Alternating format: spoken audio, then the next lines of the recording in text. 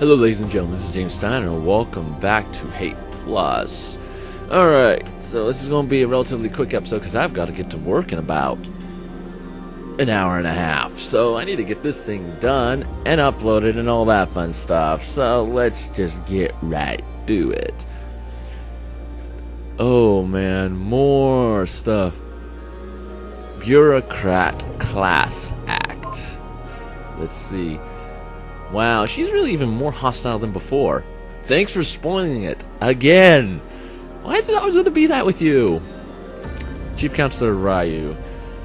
Let's get straight to the most important item of this session. The Bureaucrat Class Act. Counselor Mute. Otherwise known as the Cleaning Up the Mess That Everyone Should Have Seen Coming a Year Ago Act. Chief Counselor Ryu. Counselor Mute. Don't counselor me. Can we acknowledge, for the record, that this is an attempt at damage control for the idiotic one lineage amendment?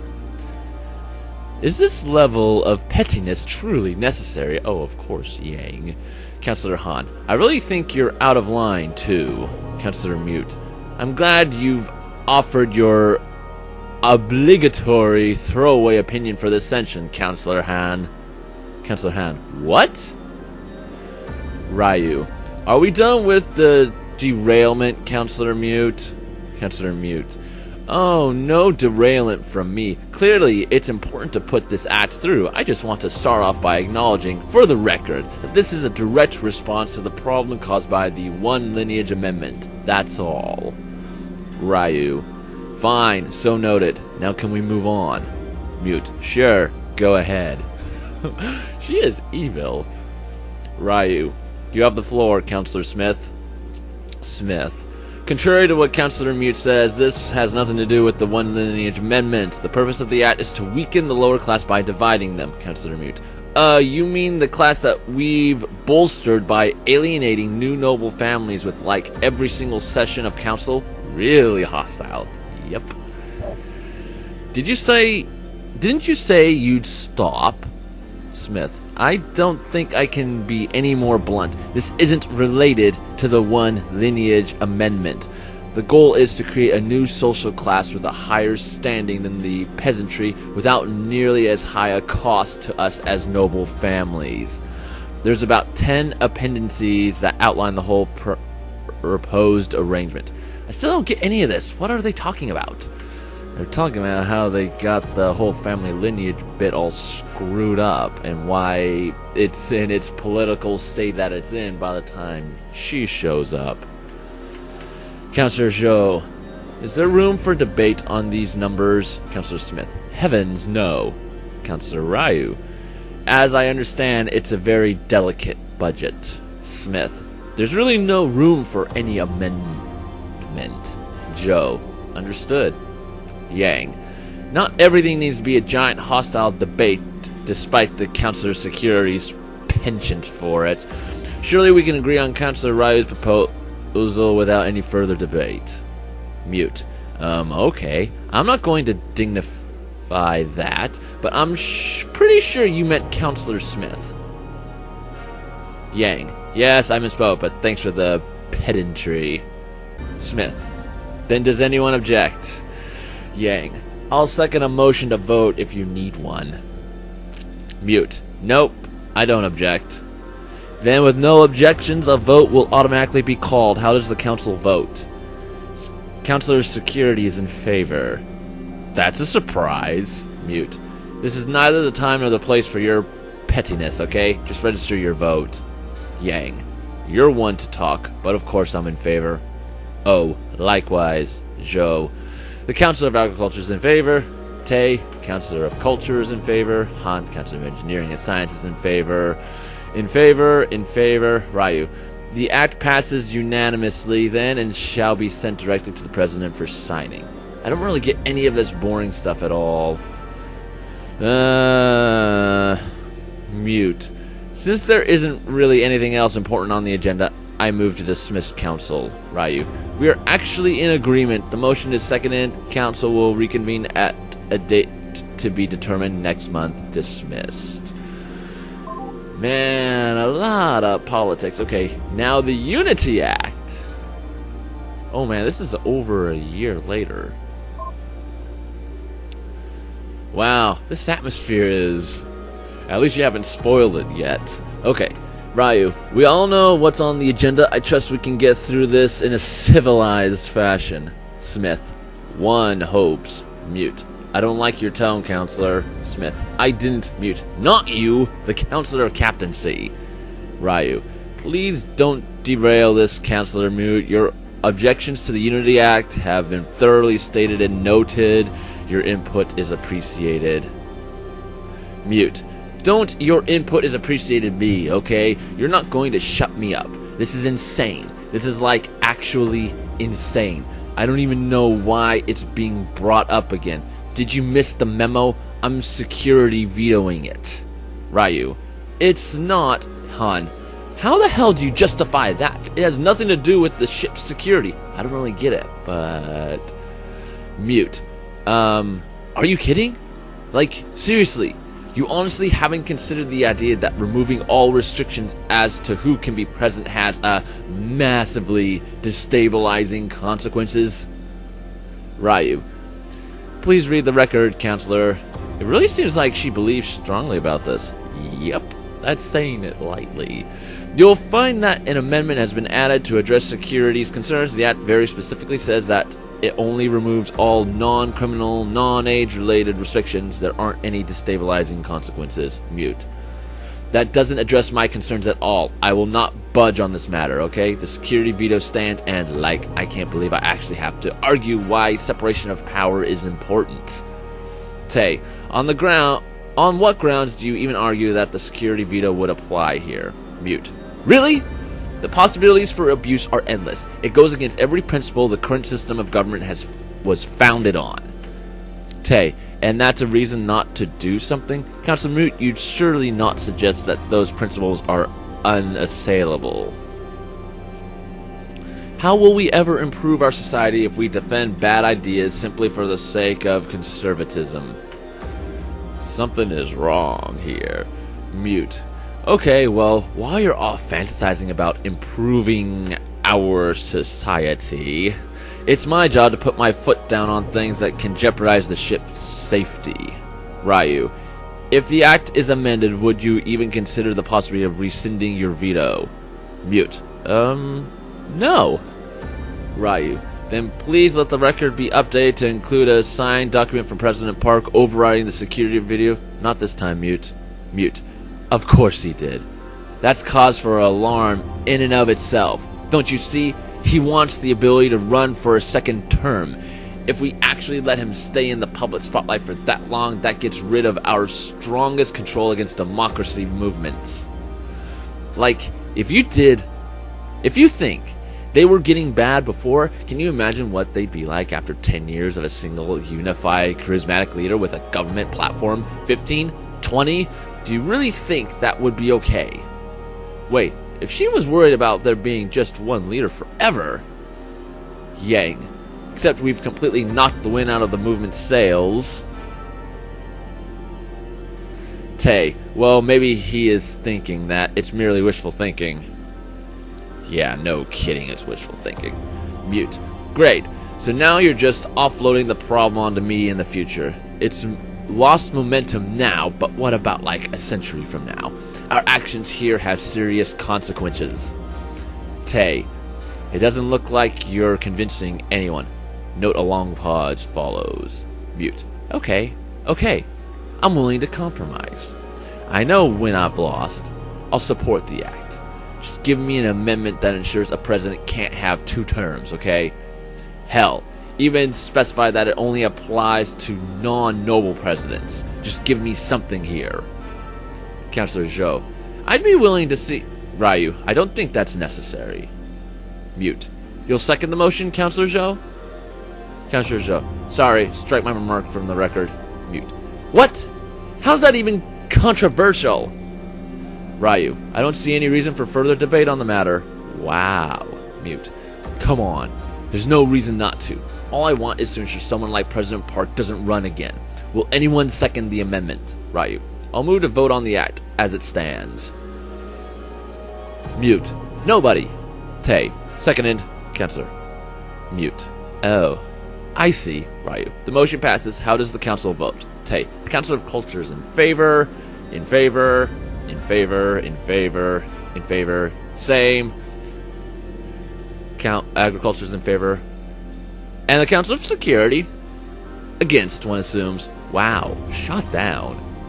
It's mute. The Councilor of Security abstains. Note, this is the first abstention from a vote by Councilor Mute in the ship's history. Ryu.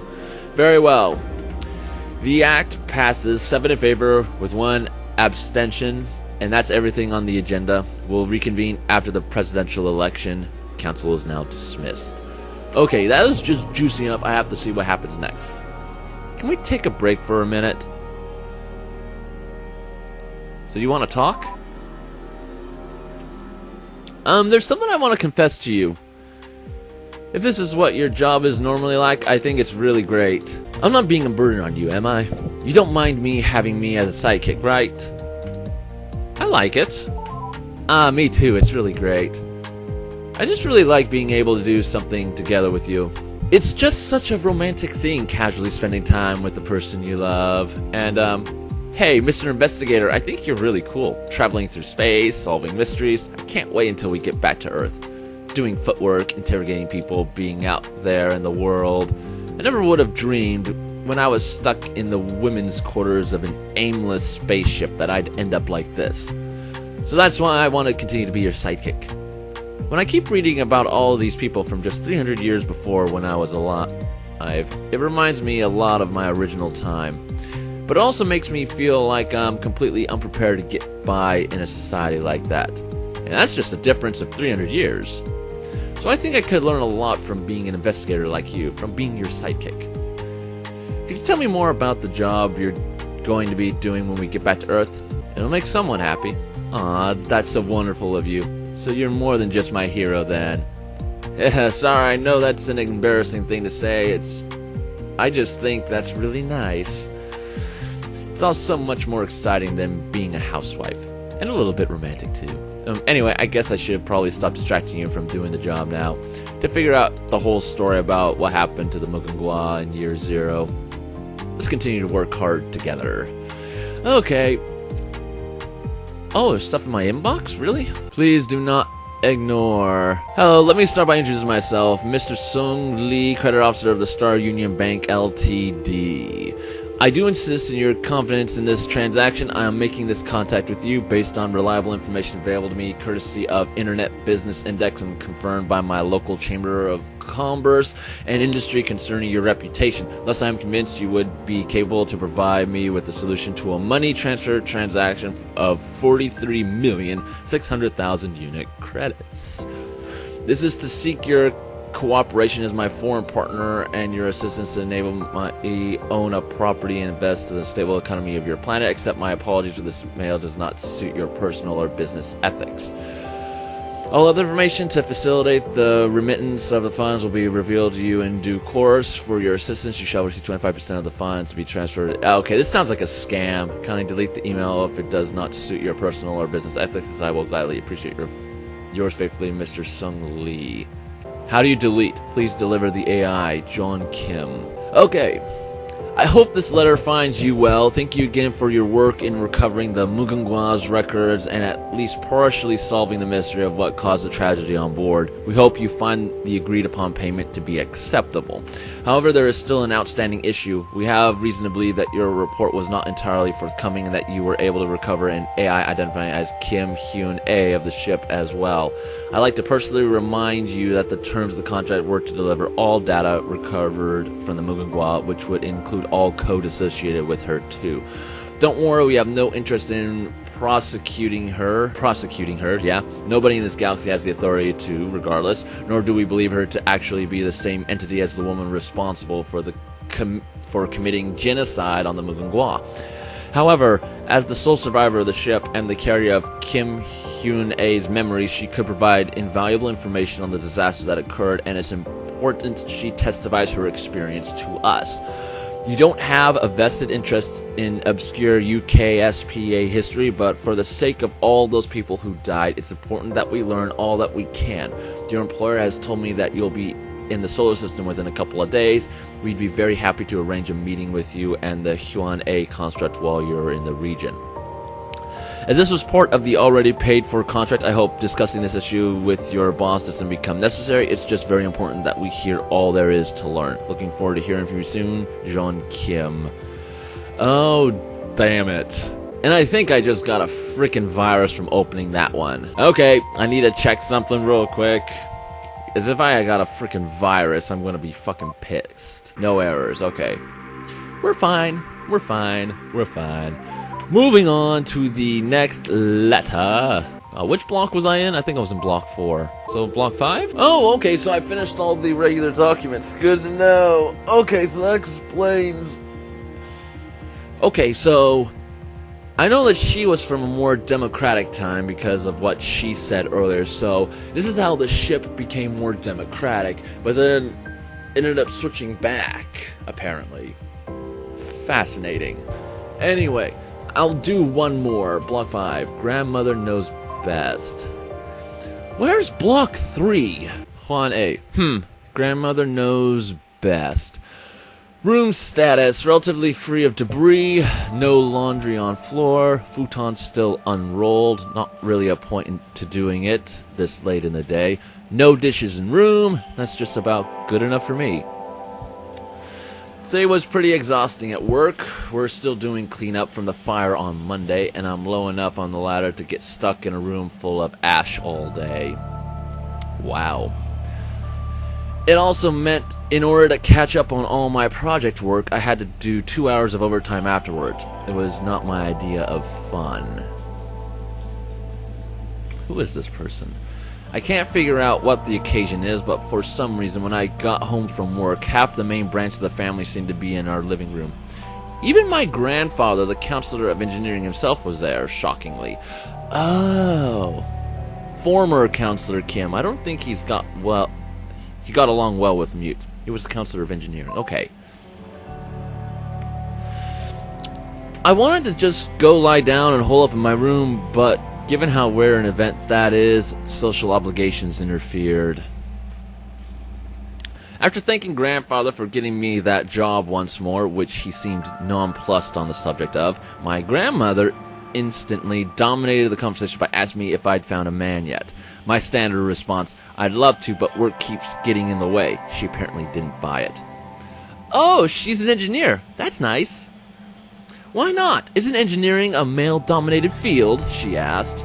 It's not wrong, but nearly every single man is either named Kim or married to someone named Kim. There's a few exceptions, like my boss, the gross one who forces me to clean up ashes instead of doing important work. I left the last part out in my answer to grandmother. That is messed up. It's not like I don't want to find someone. I'd sure like to move out of my parents' house and have someone for companionship and eventually have kids when my career gives me the time for it. I'm not opposed to marriage. I really want it. But I don't think I'm brave enough to say the only reason why I've gotten to 22 years old without ever having a boyfriend is because I'm hopeless with men in front of the entire main branch of the family. Oh, yeah, that was exactly what I wanted to grow up to be like, too. She understands. Or even in front of anyone. I feel pretty embarrassed even writing this in my diary where nobody but me is going to read it. So I think I was supposed to be offended when she asked, what if I found someone for you? But actually it seemed like a reasonable enough idea. She has good judgment, probably. And I don't believe in nonsense like love at first sight. The idea of getting together with someone through a matchmaker doesn't sound very hard to justify. Besides, if I don't like whoever she picks, I can always just say no. Able to say no, huh? Yeah, you weren't able to say no. That's still kind of messed up what happened. So I asked, do you have someone in mind? She seemed pretty taken aback by that. My parents, not so much. They didn't say anything. The bottom line is that it seems I know... The bottom line is that it seems I now have a marriage interview with a Mr. Payon at some point next month. Apparently he is very sweet, dresses handsomely, and works as a cook for a living. Those all sound like good things to me, although I worry about the sort of man who will resort to matchmaking. Well, I'm not one to talk. Oh, well, that's nice of her. I think it's going to be fairly weird, but I'm looking forward to it. So how does this relate? We already have the former counselor of engineering involved, which is fascinating in and of itself, so this is his family. But what does this have to do with everything that's going on the ship right now? How does she tie in with this? Oh man, I'm loving how this is piecing together. Admittedly, a lot of it seems to come out of left field, okay, but this one has kind of a more logical aspect, because we know that the counselor of engineering doesn't like Mute and the way she does things. So the question is, does she, because of her engineering position, cause trouble? I can't wait. Anyway, I need to start editing this and getting ready to go. So thank you all so much for watching. Be sure to click that like button, share, favorite, subscribe, and I will see you in the next video. Bye!